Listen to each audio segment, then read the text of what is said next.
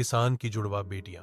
गांव के एक साधारण किसान रामलाल की सबसे बड़ी पूंजी थी उसकी जुड़वा बेटियां गुनगुन और सुन सुन। खेत छोटा था, आमदनी कम थी, लेकिन रामलाल ने कभी बेटियों की परवरिश में कमी नहीं आने दी। गुनगुन पढ़ाई की शौकीन थी। छोटी सी उम्र में ही किताबों के पन्नों में अपनी दुनिया ढूंढ लेती। सुन सुन को खेतों और खेलों से प्यार था।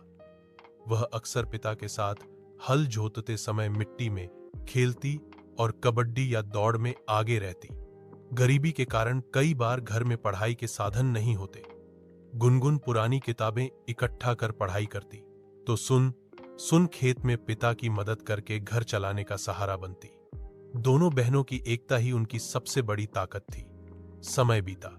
गुनगुन ने जिले की परीक्षा में पहला स्थान हासिल किया और गांव की पहली लड़की बनी जिसने इतना बड़ा नाम कमाया।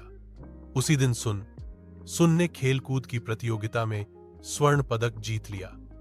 दोनों की सफलता से पूरा गांव चकित रह गया।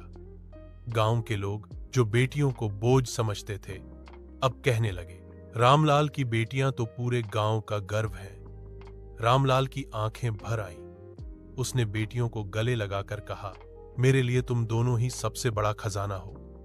आज तुमने साबित कर दिया कि मेहनत और लगन से सपने पूरे होते हैं। गुनगुन ने नम्रता से उत्तर दिया, बाबा, अगर आपने हमें पढ़ने और सपने देखने का हौसला न दिया होता तो हम कुछ भी न कर पाते।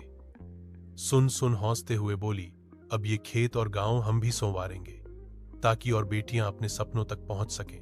धीरे धीरे दोनों बहनें आगे बढ़ीं। गुनगुन पढ़ाई में और सुन खेलों में चमकती रहीं, लेकिन उन्होंने कभी गांव और पिता की मेहनत को नहीं भुलाया।